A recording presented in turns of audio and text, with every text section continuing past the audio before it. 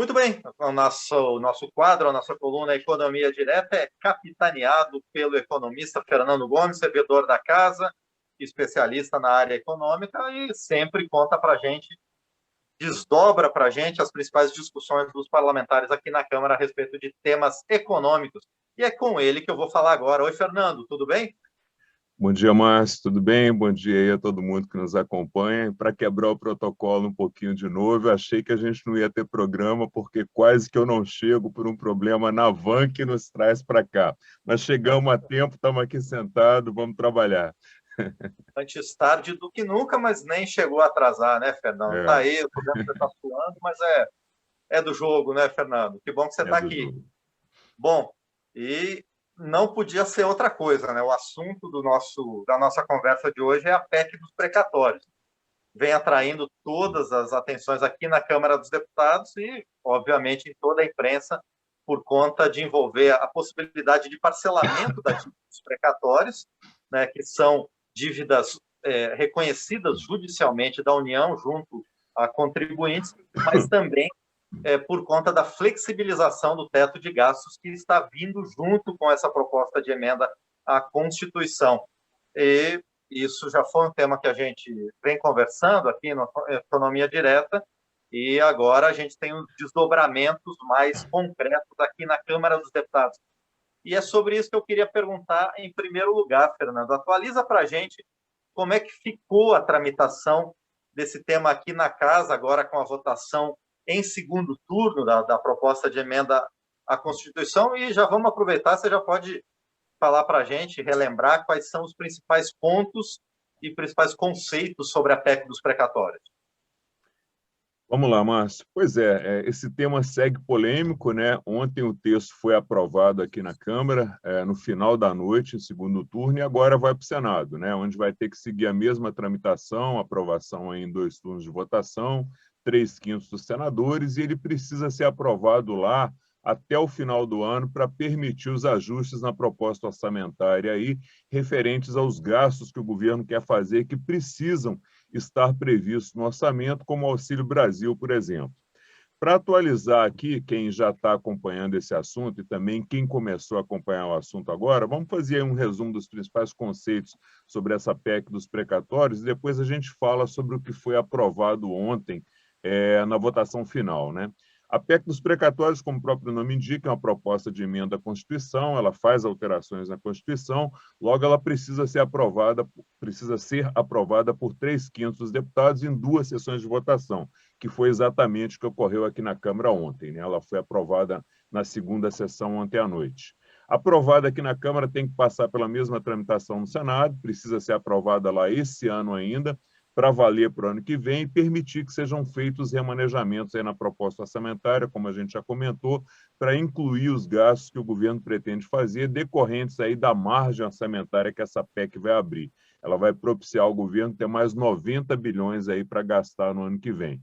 Um desses gastos aí já está amplamente anunciado, né, o Auxílio Brasil, que vai substituir o Bolsa Família e que deve consumir aí 50 bilhões de reais e atender cerca de 17 milhões de famílias. Outro ponto importante, Márcio, que acho que é bom a gente relembrar, é o que são os precatórios, né? Precatórios são dívidas decorrentes de ações judiciais que pessoas físicas, como eu e você, empresas, estados e até municípios ganharam na justiça contra a União e não cabe mais recurso, né? É o que a gente chama aí no jargão jurídico de decisão transitada em julgado, não cabe mais recurso, seria só pagar, né? Só que aí o governo percebeu que para pagar os precatórios em 2022 ele teria uma despesa muito maior do que teve nos últimos anos com a previsão de pagamentos, perdão, com a previsão de pagamentos para 2022, que era de 90 bilhões de reais. Esse valor foi muito superior ao que foi pago em 2021. Em 2021 foram pagos 54 bilhões, praticamente a metade. Né? Com esse crescimento do valor a ser pago com precatórios, o governo decidiu apresentar essa PEC, que foi sendo modificada aí ao longo do tempo. Né? A primeira versão da PEC ela propunha que as dívidas superiores a 66 milhões de reais seriam pagas ao longo de 10 anos.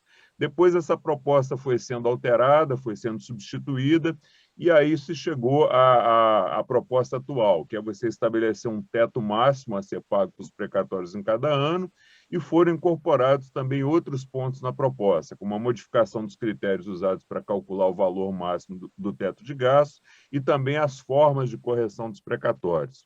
Então, Márcio, como a gente pode ver, o texto da PEC foi evoluindo, foi se modificando e teve o texto básico aprovado aqui na Câmara em primeiro turno na semana passada e ontem teve a aprovação final em segundo turno e agora já está prontinha para ir para o Senado. Pois é. Então, Fernando, explica para a gente também, então, como é que ficaram as condições finais da PEC, as principais características depois que ela foi aprovada aqui em segundo turno na Câmara. Bom, mas basicamente a PEC ela tem 3 pontos fundamentais, né, que são os pilares, as bases da PEC. O primeiro é limitar o valor das despesas anuais com precatórios. O segundo é corrigir o valor desses precatórios a partir de agora exclusivamente pela Selic. E o terceiro é mudar a fórmula de cálculo do teto de gastos, né? Então, vamos começar pelo final aqui. A PEC estabeleceu um teto para os pagamentos a serem feitos já para o próximo ano, com base no valor que foi pago em 2016, corrigido pelo IPCA até 2022. O valor do IPCA em 2016, aliás, o valor pago em 2016 foi de 30 bilhões de reais. Esse valor atualizado pelo IPCA atinge aí pouco mais de 40 bilhões de reais e é esse valor que vai ser considerado para 2022 e depois ele passa a ser reajustado pelo IPCA a cada ano. Então, isso que ficou aprovado. Outra modificação aprovada foi a mudança no índice de atualização, que a gente mencionou no começo, né? Todos os novos precatórios, a partir de agora, eles vão passar a ser corrigidos pela Selic. E a outra modificação polêmica aprovada foi a mudança na forma de calcular o teto de gastos, que vai abrir uma margem para o governo adicional de recursos, né? Atualmente, a fórmula para corrigir o teto de gastos considera a inflação medida pelo IPCA, só que no período entre julho do ano anterior e junho do ano em curso. O que foi mudado, né? Com a mudança aprovada pelo texto, o IPCA usado na correção do teto passa a ser o índice acumulado entre janeiro e dezembro de cada ano, o que vai permitir ao governo, considerando que a gente está em um período de inflação crescente, abrir mais um espaço orçamentário de mais ou menos 40 bilhões de reais. Para aprovar essa proposta, o governo negociou bastante com alguns partidos de oposição, principalmente no primeiro turno da proposta, uma mudança que foi decisiva, que foi a priorização dada aos precatórios do Fundef, né, que agora vão ser pagos em 3 anos apenas, 40% no primeiro ano e 30% em cada ano nos 2 anos seguintes. Ontem, Márcio, teve apenas um destaque, né, que são as propostas de modificação no texto, que foi aprovado dos 11 destaques que foram apresentados.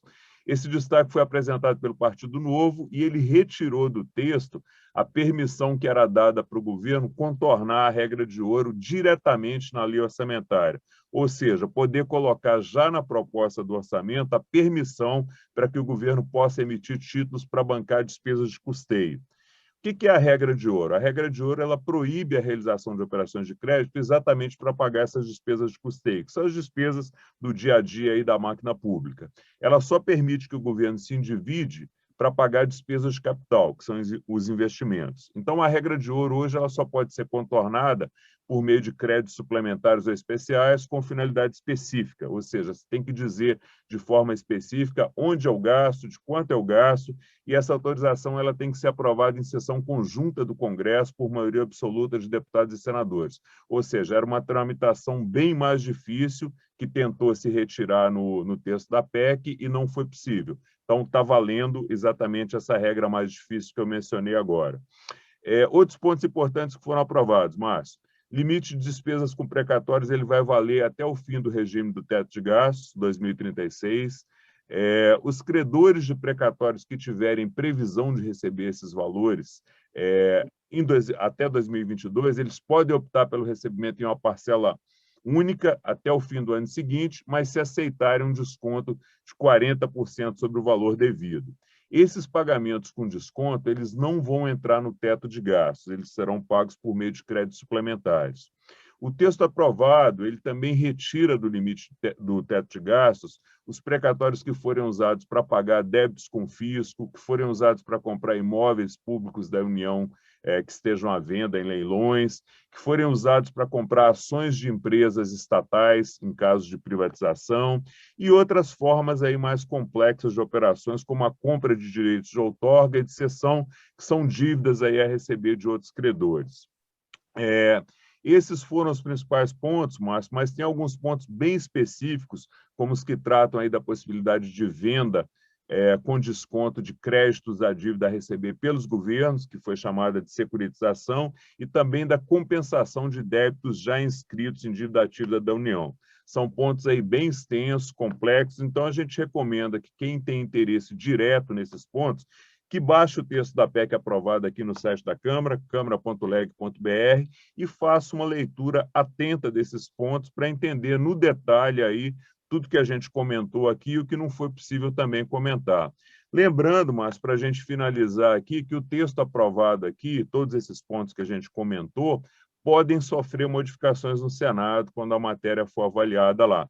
Então, de forma resumida, é isso aí.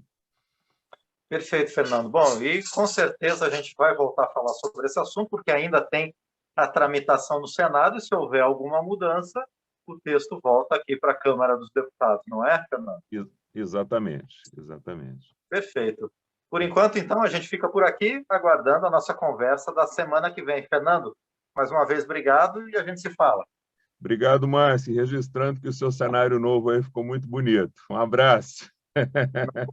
Não posso falar diferente do seu também, Fernando. Está muito bonito aí. Um abraço, Fernando. Um abraço, Márcio. Bom dia aí para todo mundo que nos acompanha.